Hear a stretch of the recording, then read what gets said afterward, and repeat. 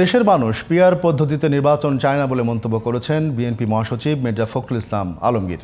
সকালে ঢাকা রিপোর্টার্স ইউনিটিতে এক আলোচনা সভায় তিনি বলেন, একটি দল নির্বাচন বিলম্বিত করতেই এই দাবি তুলেছে। মির্জা ফখরুল বলেন, বিএনপি সব সময় সংস্কারের পক্ষে থাকলেও তাদের দলের বিরুদ্ধে নানা মাধ্যমে অপপ্রচার চালানো হচ্ছে। মনিরুজ্জামানের রিপোর্টে বিস্তারিত। সাবেক সাধারণ সম্পাদক সাইফুদ্দিন আহমেদ মনির মৃত্যুবার্ষিকীতে রোববার সকালে ঢাকা রিপোর্টার্স ইউনিটিতে স্মরণ সভার আয়োজন করে ডেমোক্রেটিক লীগ ডিএল। এতে প্রধান অতিথি হিসেবে উপস্থিত ছিলেন বিএনপি মহাসচিব মির্জা ফখরুল ইসলাম আলমগীর। সেই দলকেই জনগণ বেছে নেবে যে দল পরীক্ষিত।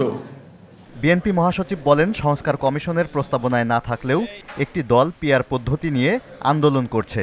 সংস্কার নিয়ে বিএনপির বিরুদ্ধে অপপ্রচার চালানো হচ্ছে বলেও অভিযোগ করেন তিনি।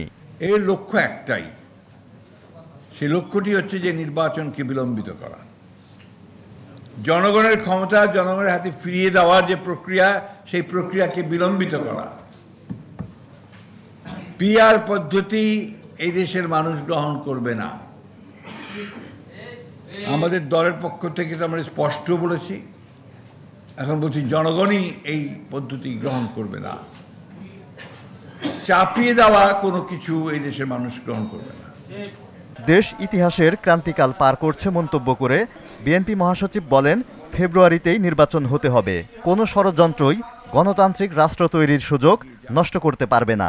শান্তিপূর্ণভাবে আমরা সেই প্রক্রিয়ার মধ্যে যেতে চাই, যেখানে একটি নির্বাচনের মধ্য দিয়ে জনগণ তার আস্থা প্রকাশ করবে এবং তাদের একটা পার্লামেন্ট বেছে নেবে এবং তাদের সরকার বেছে নেবে।